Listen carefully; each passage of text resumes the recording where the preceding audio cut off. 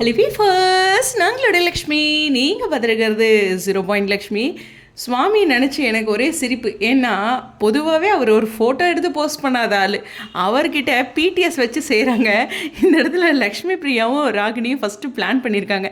அது நம்ம விஜய்க்கு தெரியல, அதாவது சுவாமிக்கு தெரியல.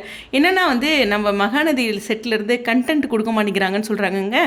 விஜய் ஷாக் ஆகிட்டு கண்டென்ட்டா அப்படிங்க இல்லைங்க, பிடிஎஸ், அதாவது ஒரு ஷூட் நடந்துட்டுருக்கோம். அது அந்த ஷூட் நடந்துட்டுருக்கிறதுக்கு மீறி, அதாவது எக்ஸ்க்ளூசிவாக சீரியல் நடக்கிறதுக்கு மேலே இருக்க விஷயங்களை பிடிஎஸ்னு சொல்லுவாங்க.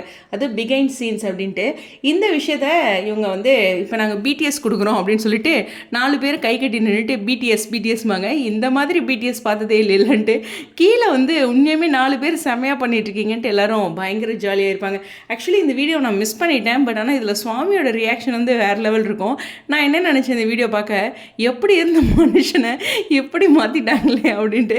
மகாநதி டீமுக்குள்ளே வந்ததுக்கப்புறம் இவர் ஆளே முழுசாக மாறிட்டார்ல. முன்னாடிலாம் ஒரு போஸ்ட் கிடைக்கிறதே அவர்கிட்ட இருந்து பெருசாக இருக்கும். நானே சொல்லியிருக்கேன் நிறைய டைம்ஸ், பிரதர் ஒரு சில பிக்காச்சு போடுங்க அப்படின்ட்டு. ஆனால் இப்போ பாருங்கள் எப்படிலாம் அவரோட சைட்லேருந்து வீடியோ வருதுன்ட்டு. Seriously unexpected. இந்த வீடியோ நான் இன்றைக்கி தான் பார்த்தேன். சீரியஸாக நம்புறீங்களான்னு தெரில. பட் நான் எதேர்ச்சியாக பார்க்கும்போது என்னது இப்படி ஒரு வீடியோ வந்துருக்கு, நம்ம கவனிக்கவே இல்லையே அப்படின்ட்டு. இன்னும் அந்த ஷோ பற்றி பேசலை. கண்டிப்பாக நிறையா விஷயங்கள் அந்த ஷோ பற்றி லேட்டாக இருந்தால் என்ன பேசலாம் அப்படிங்கிறது தான். ஸோ உங்களுடைய கருத்துக்கா ஸ்டேடியம்.